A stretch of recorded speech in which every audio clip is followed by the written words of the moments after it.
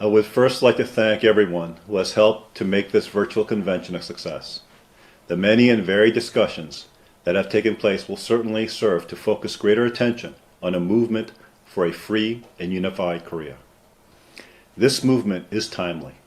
Today, we have the opportunity to significantly advance the goal of unification as the situation in the North becomes increasingly unsustainable. The state economy grows dysfunctional as its centralized industries languish and corruption linked to a growing black market is spreading among the elites. There is evidence of serious disputes between those committed to the aggressive security policy and those who would like to see greater economic reforms.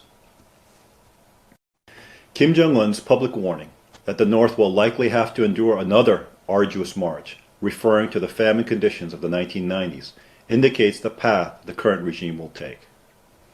The hopes of change engendered by the peace talks of the past several years have proven to be false. The North is taking a more belligerent approach to the South and to the United States, as well as enforcing more draconian restrictions and punishments on its very own people. However, change will certainly come to North Korea, and thereby to the peninsula as a whole. The two Koreas will be united one way or another. It is a matter of when, not if. The question for us today is, what kind of a nation will that united Korea be? Do we merely wait to react to change when it happens, or should we, as Koreans, take responsibility now to shape the future of that new nation? What approach should we take toward building one Korea? We must start with the end vision in mind and then consider how we can realize that vision together. I call this the Korean Dream and have articulated its details in my book of that name. It draws upon the founding providential mandate of Hong In-gan for the Korean people to live for the greater benefit of all humanity. The Hong In-gan ideal lies at the core of 5,000 years of Korean culture and history. It has been a touchstone and a moral compass at critical moments in the past.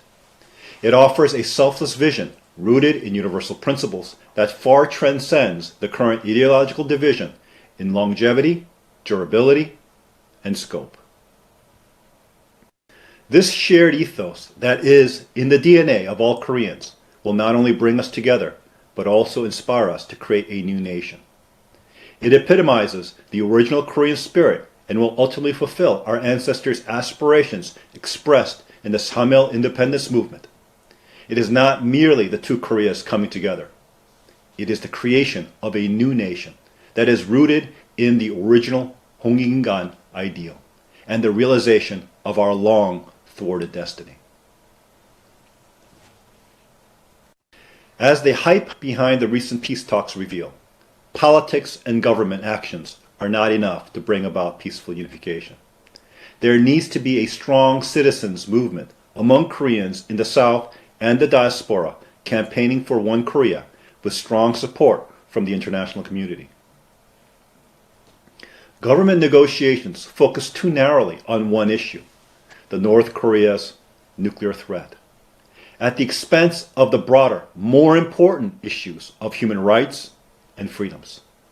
The unfortunate outcome from all of the negotiations since the 1990s is a nuclear-armed North Korea that is a greater threat to the region and the world. Ladies and gentlemen, we have to remember that the apartheid ended in South Africa when a constant drumbeat of international public opinion drove governments to take action. The egregious human rights violations suffered by Koreans living in the North over many decades cry out for the same moral outrage and action.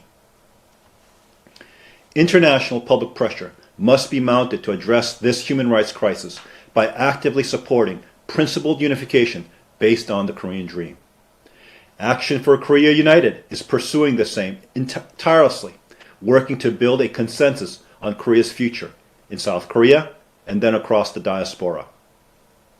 South Koreans have to take the initiative toward unifying the peninsula, as they have the freedom and the means to do so. That needs to be an active discussion about Korea's future, leading to a national consensus on the vision of unification.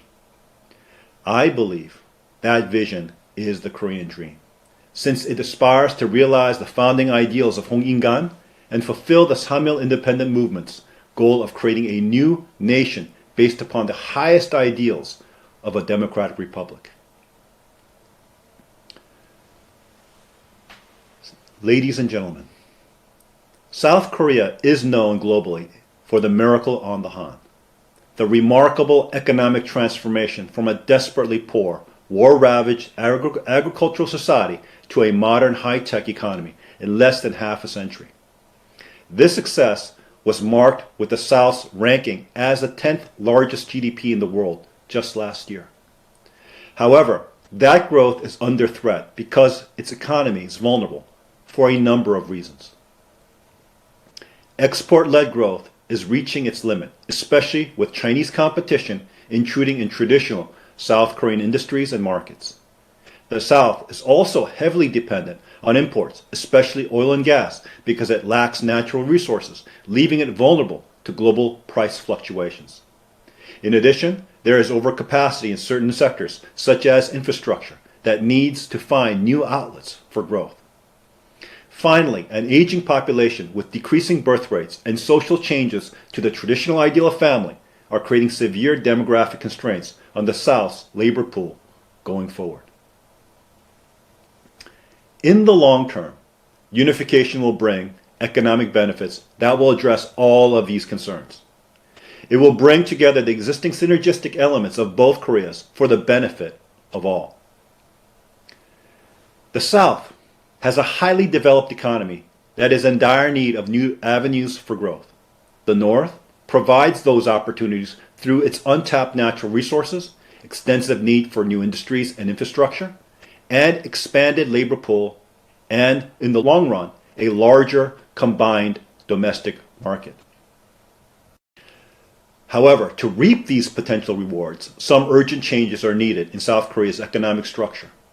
While a unified Korea has the potential to become an economic powerhouse, it will initially require significant capital investment. That, in turn, requires an efficient and creative economy in the South to sustain it. Ladies and gentlemen, crony capitalism was the hallmark of South Korea's remarkable industrialization in the 1970s and 80s. Government involvement in private enterprise was an essential part of what helped a war-ravaged South take the dramatic steps to modernize from its agrarian past. However, today the chaebol system of crony capitalism stifles entrepreneurship, competition, increases corruption, and sows the deep class resentments in the population today. As a result, frustrated, highly educated, and tech-savvy youth lack opportunities for gainful employment as well as a pathway to realize their dreams through innovation and creativity. South Korea has the highest rate of unemployment among college graduates of any developed nation. This is a huge waste of talent as well as socially unsettling. Fewer young people today are marrying and having families because they just simply cannot afford it. As a result, the number of births in South Korea was 10% less in 2020 than in 2019. I have long advocated opening up the Korean economy to greater competition through better access to capital as well as less restrictive direct foreign investment. One of the most important steps to accomplish this is to privatize Korean banking in order to make it more market-oriented in providing financing to entrepreneurial-minded individuals as well as to small and mid-sized companies. Such reforms will yield immediate benefits for the South as more Koreans engage in innovation and capital creation. Most importantly, economic reforms in the South would remove barriers and open opportunities for those youth currently being shut out by the system, especially when combined with the long-term economic benefits of a unified Korea. How remarkable and vibrant would the new Korean economy be, especially if it is built on sound and free economic principles? I firmly believe that once the young generation understands the dramatic transformation that is possible through the Korean Dream approach, they will become its most ardent advocates. With these changes, Seoul could become the new business and financial center of Northeast Asia. The recent crackdown of freedom in Hong Kong makes Seoul a natural alternative due to its strategic location, stable democratic government, stellar infrastructure, innovative high-tech sector, and relatively open markets. With the financial and banking reforms I have advocated, it could become a hub in the Pacific Rim, as New York and London are in the Atlantic sphere, making it one of the most dynamic cities in the world. As such, it will play a vital role in generating and attracting the international capital that will be needed for the development of North Korea and the region. Ladies and gentlemen, a reunified Korea with a clear national vision based upon the Korean Dream will undoubtedly play a leading role in the 21st century. Not only will it help ensure geopolitical stability in the region, leading to global peace and prosperity, it will show the rest of the world that even the most extreme ideological and political divisions can be resolved with a unifying vision. Furthermore, it will become a leader and a model nation, particularly for countries in the developing world that have endured similar challenges in their own histories. Like most of the developing world, Korea experienced harsh colonial rule and also had to endure a forced division rooted in ideological conflict of the Cold War. Through principled unification, it will bring an end to those tragic legacies of the 20th century and show the possibility of national transformation for any country willing to adopt the Korean Dream paradigm. The synergies that unification would bring would take the Korean economy to greater heights, clearly placing it within the top 5 economies in the world. The miracle on the Han would extend to the north, offering tremendous opportunity and wealth for all its people. The banking reforms would create an entrepreneurial environment which would fuel innovation and greater capital creation, leading to greater investment, development, and growth. These achievements will put Korea in a unique position to inspire other developing nations, especially those who are seeking new models outside the traditional Western ones. Korea's history and story of transformation, from the ashes of the Korean War to become a global leader, will be something they could identify with and aspire to achieve.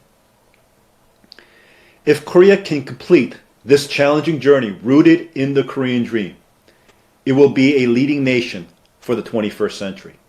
With a clear vision, followed by bold action, the Korean people can finally resolve the vestiges of colonialism and the Cold War, reunite their homeland, and in the process become a dynamic catalyst for development and peace in the region and world.